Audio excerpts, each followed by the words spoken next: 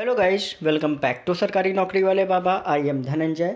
NVS की तरफ से ऑडिट असिस्टेंट के लिए जिन स्टूडेंट्स ने अप्लाई किया है, मैं ऑलरेडी यहाँ पे सैलरी और प्रीवियस ईयर का कट ऑफ जो है मैं ऑलरेडी चैनल पे डाल चुका हूँ। आज मैं आपको ऑडिट असिस्टेंट का पेपर, कौन कौन से क्वेश्चंस आते हैं, कौन कौन से टॉपिक्स आपको पढ़ने हैं, ठीक है, वो सारी चीज़ें मैं आपको बताऊंगा। ये प्रीवियस ईयर का पेपर है। आपका जो पेपर था वो 12 जनवरी 2018 को आपका हुआ था, ठीक है। तो सबसे पहले चलते हैं। सबसे पहला जो हमारा है वो आपका लैंग्वेज कॉम्पिटेंसी टेस्ट। आपने सिलेबस अगर देखा होगा तो उसमें आपका ये पोर्शन था, इसमें आपके हिंदी और इंग्लिश के आपके क्वेश्चंस आपके आने थे, ठीक है। बाकी आपके अभी और भी सिलेबस में है। तो सबसे पहले हम लैंग्वेज कॉम्पिटेंसी टेस्ट में हिंदी को हम सबसे पहले जानते हैं। तो यहाँ पे मैं आपको इंपॉर्टेंट टॉपिक्स मैं बताऊँगा कि हिंदी में आपको कौन कौन से इंपॉर्टेंट टॉपिक्स जो हैं वो आपको पढ़ने हैं, ठीक है। तो सबसे पहली चीज़ देखिए कि जो आपका आया है कि अवनी ने अंबर की आभा को छू लिया, ठीक। पंक्ति में अलंकार कौन सा है, तो इसमें क्या है, अनुप्रास अलंकार, ठीक है। तो सबसे पहली चीज़ आपको क्या पढ़नी है, अलंकार, ठीक है। हो सकता है कि आपके कोई लाइन आ जाए या कोई आपकी एक जैसे कनक कनकते सौ गुनी, जैसे मादकता अधिकार, तो इस तरीके से भी आपको लाइन वर्ड्स में पूछ सकता है कि आपका अलंकार जो है वो आपको कौन सा है, ठीक है। डेली आपके शाम के 7 बजे आपकी क्लासेस होती हैं हिंदी की। तो जितने भी स्टूडेंट जो क्लासेस लेना चाहते हैं वो ले सकते हैं। अब इसके बाद हमारा जो सेकंड क्वेश्चन है, तालाब में पंकज खिले हैं। तो रेखांकित शब्द में समास होगा, तो इसमें आपको बताना है तो कौन सा होगा, पंकज, ठीक है। पंकज मतलब क्या है, कमल के फूल। तो ये आपका क्या हो गया, बहुब्रीहि समास के अंदर आ गया, ठीक है। तो दूसरा आपका टॉपिक कौन सा हो गया, समास का आपको पढ़ना है, ठीक है। नेक्स्ट हम आगे चलते हैं। तो इसमें लिखा हुआ है कि कौन से वाक्य में लिंग संबंधी अशुद्धि है। तो इसमें आप पढ़िए, मेरी बहन पाठशाला जाती है, सही है। आकाश में चंद्रमा चमक रहा है, बिल्कुल सही है। बारिश हो रही है, बिल्कुल सही। रोहन गई और श्यामल गया। तो भैया रोहन पुल्लिंग है, तो रोहन गया और श्यामल गई होगा, तो ये वाला आपका सही है, ठीक है। तो अशुद्ध अशुद्ध वाक्य तो ये बहुत ही ईजी रहते हैं, ठीक है। लेकिन कुछ ऐसे सेंटेंस आते हैं जहाँ पे आपको प्रॉब्लम होती है, तो वो आप एक बार पढ़ लीजिएगा। डेली 7 बजे क्लासेस होती है, उसमें आपको हर एक चीज़ बताई जाएगी। 30 डेज का आपका कोर्स है, ठीक है। 30 डेज में आपका कंप्लीट हो जाएगा और आपका मार्च में पेपर शेड्यूल्ड है। तो आपके लिए कहीं ना कहीं बहुत ज़्यादा जो है एक आसानी हो जाएगी। अब इसके बाद आपका संधि विच्छेद आ गया। चरणामृत में संधि विच्छेद क्या है, तो क्या होगा, चरण धन अमृत। अब इसमें कई बार क्या हो सकता है, ये पूछ लेता है कि संधि के भेद ऐसे आते हैं, गुण संधि, आयादि संधि, ठीक है, यण संधि, ठीक है। तो इनमें भी आप ये पूछ सकते हैं कि गुण संधि क्या होती है, आयाद संधि क्या होती है। जैसे इसमें पूछ दिया जाएगा ये किस संधि के अंतर्गत आता है, तो ये भी आप अच्छे से पढ़िएगा। संधि में मैंने आपको बताया कि किस तरीके से आपको संधि को भी आपको पढ़ना है, ठीक है। जो आसानी से प्राप्त ना हो उसके लिए एक शब्द, तो भाई ये तो आपको याद करना ही होगा। तो आपका क्या हो गया, दुर्लभ होता है, ठीक है। आप पेपर जब सॉल्व करिएगा तो हिंदी में चारों ऑप्शन पढ़ेगा, आपको कहीं ना कहीं उससे क्लियर हो जाता है हिंदी में कि आपका कौन सा सही होगा, कौन सा गलत। कौन सा शब्द अनेकार्थी नहीं है, मतलब ऐसा शब्द है जिसके अनेक अर्थ नहीं है। तो देखिए खग, कल, तारा, तो गाय के आपके नहीं है, ठीक है। आगे चलते हैं। भौरा गुनगुनाता है, रेखांकित शब्द का पर्यायवाची नहीं है। तो भौरे का कौन सा इसमें पर्यायवाची नहीं है, मधुकर भी है, अली भी है, मधु भी है। तो देखिए भौरा क्या करता है कि फूलों का जो रस होता है वो खींचता है, तो क्या हो गया, मधु के उसमें आ गया, ठीक है। तो इसमें क्या हो जाएगा, तीनों मधु से रिलेटेड है और ये आपका मीन जो अलग है, तो ये आपका आपका हो गया, ठीक है। इसके बाद आपका आता है कि निम्न शब्दों में पुल्लिंग शब्द को पहचानिए। तो पुल्लिंग आपका कौन सा हो जाएगा, आकाश, जीव है। तो पुल्लिंग पहचानने के लिए सबसे बेस्ट वे है आप वर्ड बनाइए, ठीक है। तो आकाश, आकाश काला है, ठीक है। तो वसुधा, वसुधा आप समझ में आ रहे हो, तो आप सेंटेंस जैसे ही बनाएंगे, ठीक है, वैसे ही आपको समझ में आ जाए कि कौन पुल्लिंग है, कौन आपका स्त्रीलिंग है, ठीक है। शक्कर मीठी होती है, तो आपका स्त्रीलिंग है। इस तरीके से वर्ड एक बार बना के देखा करिए हिंदी में। अब क्या है, इसके तो अभी दूध के दांत नहीं टूटे मुहावरे का सही अर्थ होगा। तो दूध के दांत नहीं टूटे मतलब क्या होता है, बिल्कुल एक्सपीरियंस बिल्कुल भी नहीं है, इनएक्सपीरियंस्ड है, तो आपका अनुभव ना होना होगा, ठीक है। फिर नेक्स्ट आपका है, आगे नात ना पीछे पगहा, लोकोक्ति का सही अर्थ क्या होगा। तो इसका मतलब क्या है, किसी भी तरीके से आपका जिम्मेदार ना होना, उसी के लिए कहावत लोकोक्ति है जो आपकी कही जाती है। अब इसके बाद आपका आ गया कि रीडिंग कंप्रहेंशन, ठीक है। तो रीडिंग कंप्रहेंशन में आपको पूरा एक कंप्रहेंशन दिया गया है। प्रत्येक नागरिक का कर्तव्य अपने देश को जानो, ये पूरा उसी के बारे में पूरा दिया गया है जिस टाइम पे आपका संविधान जो था बना था, ठीक है। उसके अकॉर्डिंगली फिर आप नीचे देखेंगे, नीचे आपका लिखा है किसकी अध्यक्षता में सभा का आयोजन हुआ था। तो अगर आप ऊपर पढ़ेंगे तो उसमें आपको क्लियर हो जाएगा, ठीक है। यहाँ पे क्या लिखा था, जवाहरलाल नेहरू, अंबेडकर, राजेंद्र प्रसाद, ये सदस्य चुने गए थे, ठीक है। तो इसमें आप जब पूरा पढ़ेंगे तो इसमें लिखा हुआ डॉक्टर राजेंद्र प्रसाद की अध्यक्षता में, तो इसमें क्या हो जाएगा आपका डॉक्टर राजेंद्र प्रसाद, ठीक है। सभा का आयोजन कब हुआ था, तो ऊपर पढ़ा ही होगा, तो 9 दिसंबर 1946 को हुआ था। एक चीज़ ध्यान रखिए, कई बार क्या होता है कि रीडिंग कंप्रहेंशन थोड़ा सा अलग हो जाता है और आप लोग पढ़े होते हो जीएस, तो ये मत ध्यान रखा करें कि उसमें जो रीडिंग कंप्रहेंशन में लिखा हुआ है गलत हो या सही हो, सिर्फ उसी को ही देख के आपको करना है। ये मत करिएगा कि अपने मन से आपको ध्यान होगा नहीं संविधान सभा तो इस टाइम पे बनी थी और इसमें इस टाइम लिखा है, ये ध्यान रखिए, कई बार ऐसा हो जाता है, तो वो गलतियाँ बिल्कुल भी मत करिएगा एग्जाम में, ठीक है। क्योंकि आपका जो ऑडिट असिस्टेंट का जो पोस्ट होती है बहुत ही ज़बरदस्त पोस्ट होती है, सैलरी भी ज़बरदस्त होती है। मैंने आपको सैलरी का ऑलरेडी वीडियो डाला हुआ है, एक बार आपके जाके देख सकते हैं। 26 जनवरी 1950 को क्यों मनाया जाता है भैया? गणतंत्र दिवस के कारण मनाया जाता है, ठीक है। इसके बाद क्या है, 9 दिसंबर 1946 में सभा सदस्य के अध्यक्ष कौन थे? तो ये जीएस का नहीं है, ये ऊपर वाले जो कंप्रहेंशन है उसी से रिलेटेड है, तो उसी को ही पढ़ के, जैसे इसमें राजीव गांधी आपका हो गया। फिर क्या है, केंद्रीय संसद में राष्ट्रपति के साथ कितने सदन थे? तो आपका क्या है, 2 सदन, ठीक है। तो ओवरऑल आपका जो हिंदी का जो सेक्शन है वो ऑलरेडी कंप्लीट हो गया, टोटल में 15 क्वेश्चंस थे, ठीक है। इस बार हो सकता है सिलेबस थोड़ा सा चेंज हो, मैंने सिलेबस बताया है, अगर आपको नहीं पता है आप कमेंट सेक्शन में लिख के पूछ सकते हैं, नहीं तो टेलीग्राम ग्रुप ज्वाइन कर सकते हैं, उसका लिंक जो है आपको डिस्क्रिप्शन में मिल जाएगा। अब हम स्टार्ट करते हैं इंग्लिश का। तो इंग्लिश में मैंने आपको बताया था, सबसे पहली चीज़ आपको ध्यान रखनी है, पार्ट ऑफ स्पीच अच्छे से पढ़नी है, ठीक है। और ये कि कहाँ से आप पढ़ोगे, मिरर ऑफ कॉमन एरर की बुक आती है, जितने भी एसएससी के स्टूडेंट हैं उनको पता होगी, ठीक है। इसमें आपको हर पार्ट ऑफ इसके नाउन प्रोनाउन इनकी आपको एक्सरसाइज भी दी गई है, साथ ही साथ इसमें लास्ट में प्रीवियस ईयर के सेट्स भी दिए गए। तो ये एक बार आप अच्छे से पढ़ लीजिएगा, क्योंकि आपके पास ज़्यादा टाइम नहीं बचा है, 1 महीने बाद मार्च में आपका एग्जाम आपका शेड्यूल्ड है, ठीक है। तो इसमें आपका पहला आ गया प्रीपोजिशन, इसमें भरना है। तो ये प्रीपोजिशन के लिए आप एक चीज़ ध्यान रखे करिए, ठीक है, कि इसमें डेफिनेट चीज़ें, इनडेफिनेट ये भी देखा करिए। बाकी जो भी आपका फिलिंग द ब्लैंक्स जब आप सेंटेंस रीड करेंगे पढ़ेंगे तो कहीं ना कहीं आपको वो समझ में आ जाएगा, ठीक है।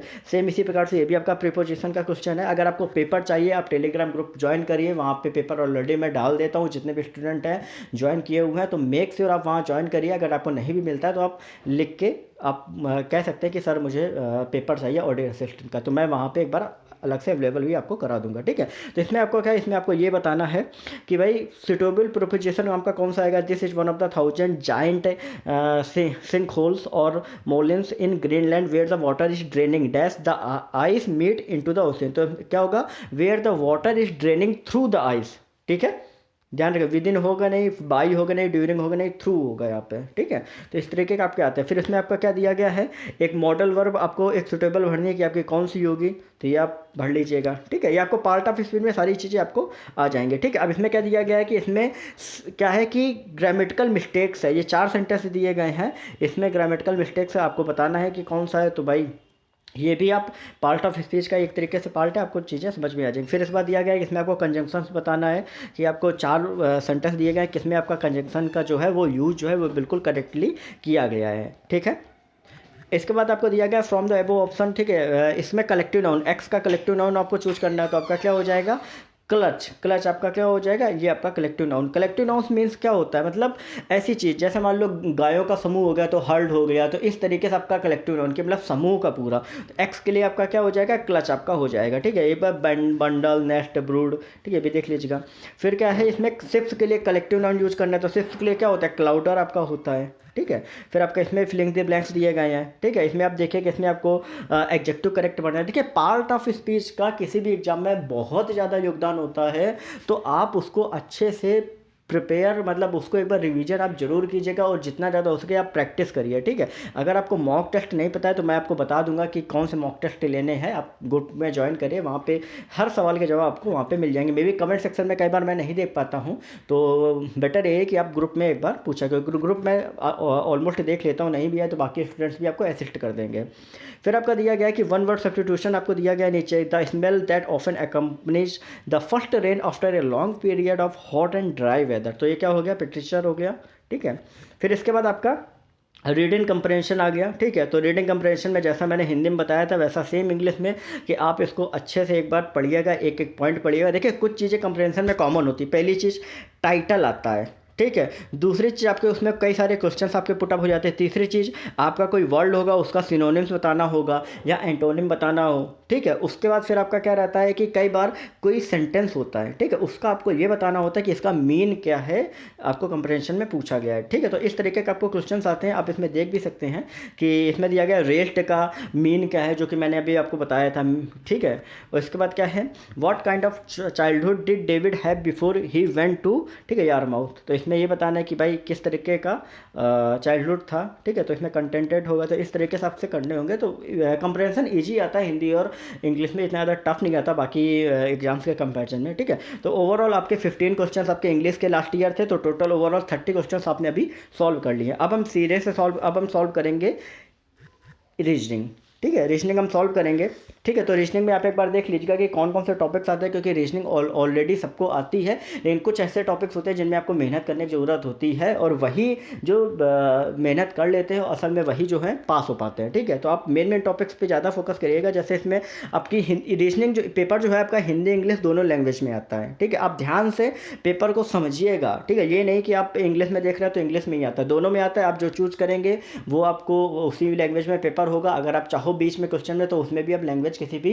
क्वेश्चंस की चेंज कर सकते हैं, ठीक है। अब इसमें रीजनिंग में क्या है, वुड लॉग, कॉटन का क्या हो जाएगा, बॉल, ठीक है। फिर क्या है, ब्रेव कवर्ड, इसके बाद क्या है, क्रूएल का क्या हो जाएगा आपका, क्रूएल का आपका हो जाएगा नीचे काइंड, ठीक है।